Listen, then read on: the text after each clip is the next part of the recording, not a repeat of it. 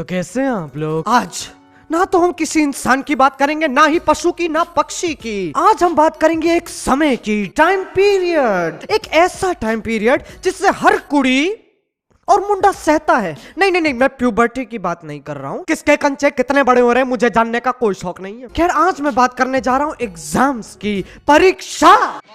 कहते हैं बड़ा नाम करेगा। इस समय की शुरुआत होती है एक साधारण दिन से, जब सब लोग अपनी क्लास में बैठकर वही बकचोदी पेल रहे होते हैं। फिर अचानक से कंडक्टर या फिर पोछा मारने वाली आंटी अपनी थूत पे अजीब सी शैतानी मुस्कुराहट चढ़ाकर एक पेपर का बंडल लाते हैं, और वो पेपर क्लास में एक एक बच्चे को मिलता है। इस पेपर को हम प्राचीन भाषा में कहते हैं डेट शीट। डेट शीट मिलते ही सबका तुम्हें देखने का नजरिया बदल जाता है। तुम एक पढ़ाई करने वाली वस्तु की तरह देखे जाते हो, जिसका पूरे संसार में पढ़ने के अलावा और कोई काम धंधा नहीं है। सबकी बुद्धि इसी में चल रही होती है कि भैया कैसे करेगा बच्चा मजदूरी और पढ़ाई।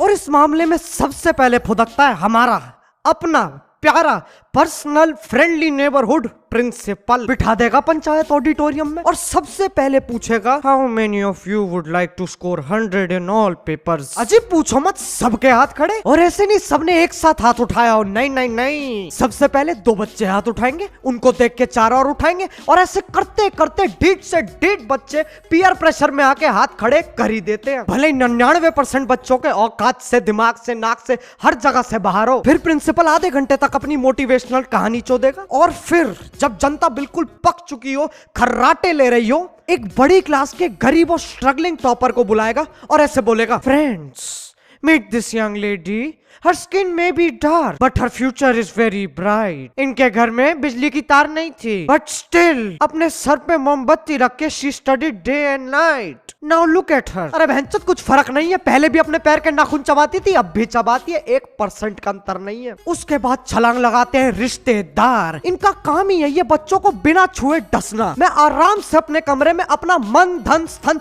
सब लगाकर पढ़ रहा हूँ। फिर हल्का सा दरवाजा खुलेगा और उसमें से एक मुंडी हिलेगी। ओ बेटा, क्या कर रहे हो? अंकल, लंड का डायग्राम बना रहा हूं, दोगे साथ मेरा? इसके बाद फीमेल पार्ट्स है, और असली चीज तो उसके बाद आती है, माइटोकॉन्ड्रिया। वो बहुत सही ऑर्गेनिज्म है। अब आ जाते हैं माँ बाप पे। माँ बाप मत जियो। हाँ, कुछ माँ बाप होते हैं जो अपने बच्चों के फोन ले लेते हैं। यार आपने टीवी लिया, हमने कुछ कहा नहीं। आपने लैपटॉप और कंप्यूटर लिया, हमने कुछ कहा नहीं। फोन तो जिंदगी होती है, क्यों तड़पा रहे हो बच्चे को? अरे यार, अगर फोन पे 240p पे यूपॉन देखी है तो जिंदा हो तुम। कैसे दूर करे बालक अपने दिमाग की खुजली? चलो फोन लिया तो लिया, नमकीन क्यों छुपा रहे हो यार? वो तो खाने की चीज है। मतलब बच्चा नमकीन के भी सपने ना ले ले, कतई तिहाड़ जेल वाली फीलिंग देनी है।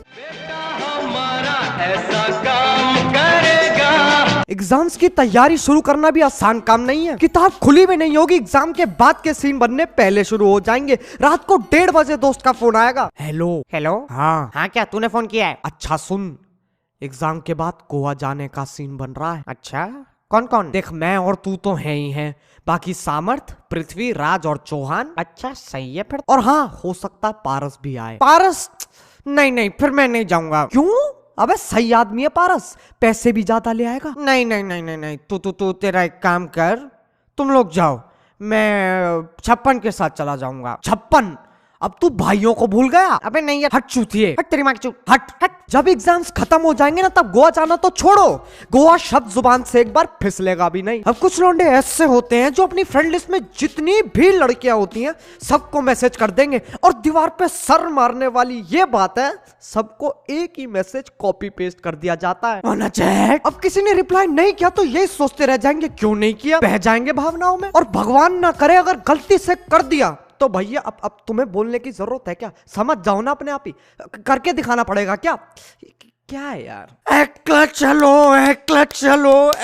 चलो रे। अब टीचर्स भी कम नहीं है, उनसे पूछने जाओ ना। सर, कौन सी बुक से पेपर आएगा? आर.डी. बर्मन, हरमन बवेजा और अरिजीत सिंह। सर, ये कौन सी बुक से? तो मैं पहली बार। और बेटा, Bajirao Singham is a must. यार मुझे ये बात बताओ, ये किस महाचूतन ने कहा था कि सुबह सुबह उठने से अच्छी पढ़ाई होती है? अरे घंटा सुबह सुबह अच्छे प्रेशर के अलावा और कुछ नहीं होता है। अधमरा सा दिमाग होगा, भकलंडी सी सूरत, आंखों में पपड़ी, आए हाय। मगर ये तो कोई न जाने अब यही हरकतें करते करते एग्जाम आने में सिर्फ 15 दिन रह जाते हैं। तब होश भी आता है और जोश भी। तब बुद्धि थोड़ी सी घूमती है और समझ में आता है कि भैया अब दोस्त की मम्मी से काम नहीं चलने वाला, जो ट्यूशन शुरू होने से पहले 5 मिनट सुट्टा मारने देती है। अब मामला प्राइवेट करना पड़ेगा। और जो बच्चे भगवान में नहीं मानते, एग्जाम से पहले मैंने उन्हें नहीं देखा, उन्होंने मुझे नहीं देखा, मैं उन्हें नहीं जानता, वो मुझे नहीं जानते, I am a proud atheist. Exam के दौरान सारे धर्मों के भगवान याद आ जाते हैं और अजीब अजीब टोटके करते डोलेंगे। काले कुत्ते को रोटी खिलाओ, रात को पीपल पेड़ के आसपास चक्कर लगाओ और सूरज की तरफ देख के मत मूतो। अब एग्जाम के एक दिन पहले सबके दिमाग में 3 चीजें चल रही होती हैं। मुझे सब आता, मैं पेपर तबाह कर दूंगा। दूसरा, मुझे कुछ नहीं आता, मैं आत्महत्या कर लूंगा। तीसरा, मैं यहाँ से भागकर कहीं दूर पहाड़ों में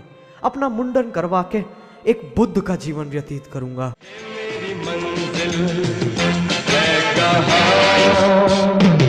पेपर देते वक्त भी कम हरकतें नहीं होती, नेक्स्ट लेवल की चीटिंग होती है। बिल्कुल ही निंजा योद्धा बन जाएंगे। पता नहीं कब मुंडी 360 डिग्री घूम जाएगी। और कुछ बच्चे तो गजनी बन जाते हैं। शरीर के अलग अलग हिस्सों पे लिखा है A² + B² का जवाब। और गलती से किसी ने पेपर देते वक्त एक्स्ट्रा शीट ले ली तो सब लोग अपना पेपर छोड़ के उसे ऐसे देखेंगे जैसे उससे समझदार जीव आज तक पैदा नहीं हुआ। कोई पास फेल हो ना हो, वो तो पक्का टॉप करेगा। बाद में पता चलता है सवालों कोई 25-30 बार पेपर में चेप आया। और आखिरी पेज पे तो ग्राफिक डिजाइनिंग ही कर डाली, तारे बना रखे हैं, फूल बना रखे हैं और छोटा सा पेपर के कोने में छोटा सा लिखा है ऑल डी बेस्ट। फिर हिंदी के एग्जाम में पत्र लेखन इतने फालतू अपने पड़ोसी को क्रिकेट की बॉल वापस करने का निमंत्रण देते हुए पत्र लिखो और उन्हें यह भी बताओ तुम्हारा छोटा भाई खेल कूद में ज्यादा ध्यान दे रहा है, पढ़ नहीं रहा है। नहीं, पढ़े लिखे लोग ऐसे ही तो करते हैं। अगर पड़ोसी के घर में बॉल चली जाए तो तुम क्या करोगे? उनके घर पे घंटी बजा के उनसे बॉल मांगोगे? अरे हट अनपढ़ गरीब, बकायदा पत्र लिखना पड़ेगा और 1-2 हफ्ते बाद जब तुम्हारे पड़ोसी के पास वो पत्र आएगा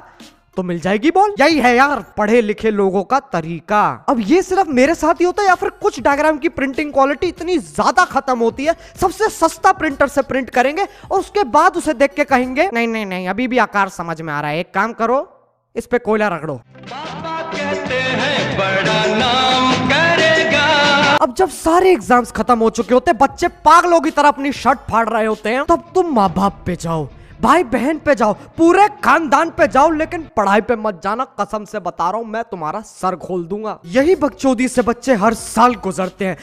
#respect for बालक।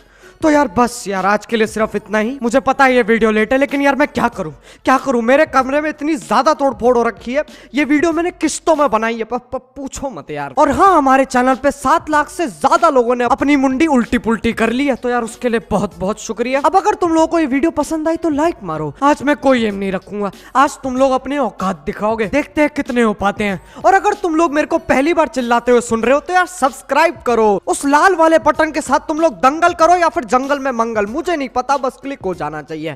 अब यार मैं भी जा रहा हूँ, गर्मी बर्दाश्त नहीं हो रही है। बाय। मोहित, अब तू पहाड़ों पे जिएगा। काट के फेंक दे, भोसड़ी तलाम फेंक दे, गंगा में जमुना में फेंक दे बे काट के। भोसड़ी कुछ नहीं कर सकते, झाड़ नहीं उगा सकते तो क्या करिए? हाँ बताए तो दाई थी, अब आई तुमको सुनाई तो है। बुखार नहीं पड़ते तो क्या कर सकते? हाँ।